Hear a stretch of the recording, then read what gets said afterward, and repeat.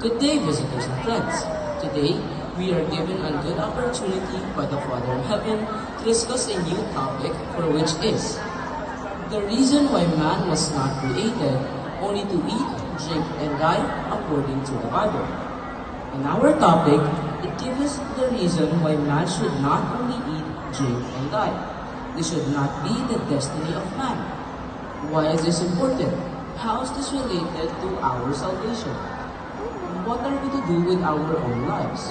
These are just a few of the questions that we will try to resolve with the help and mercy of God in heaven. Let us begin our discussion with this question. How does the Bible identify a man who is fond of eating and drinking in his life? In Luke chapter 12, verse 16 to 20, it reads, "The ground of a certain rich man brought forth plentifully. And he thought within himself, saying, What shall I do, because I have no room where to bestow my fruits? And he said, This will I do. I will bring down my barns and build greater, and there will I bestow all my fruits and my goods. And I will say to my soul, Soul, thou hast much goods laid up for many years. Take thine ease, eat, drink, and be merry.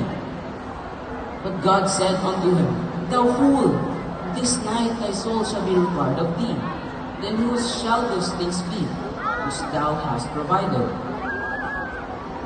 How does the Bible identify a man who is fond of eating and drinking in his life? God made a mention of him as a fool. People who only think of eating, drinking, and marrying are referred to as fools. These are not our words, but the words of the Bible. Let us therefore inquire more about this matter. Why is this so? In Ecclesiastes chapter 2, verse 24, it reads, "There is nothing better for a man than that he should eat, drink, and that he should make his soul enjoy good in his labor. This I also saw, that it was from the hand of God." The Bible refers to these things as good, but to whose eyes? There is nothing better for a man. These things are only in the eyes of man alone. This is his very own perception. But should this be the case? Let us further read in the Bible, still here in Ecclesiastes, now in chapter 3, verse 19, it reads, "For what happens to the sons of men also happens to animals. One thing befalls them, as one dies, so dies the other. Surely they all have one bed.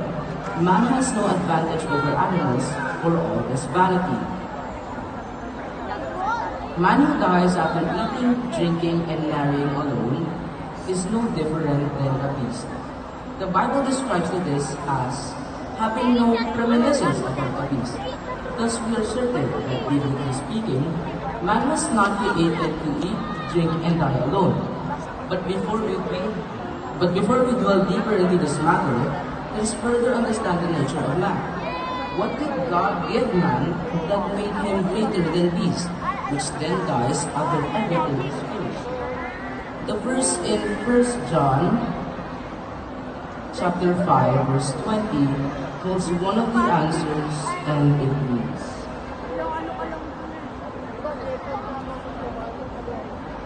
"And we know that the Son of God has come and has given us an understanding, that we may know him is true, and we are in him who is true.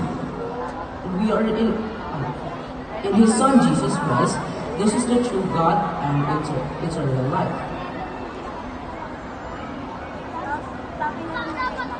One key difference between humans and animals is our capacity of understanding.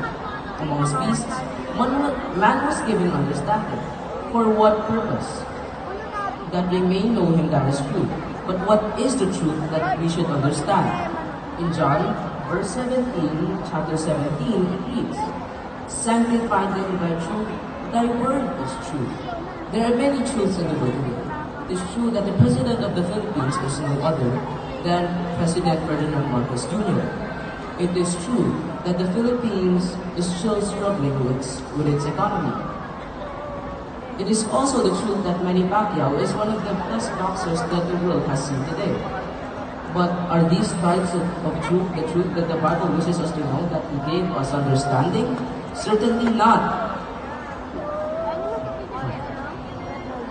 And that seems to end our discussion. Thanks be to God. Okay, thanks be to God, Brother Daniel Magliari from San Pedro City. And before we proceed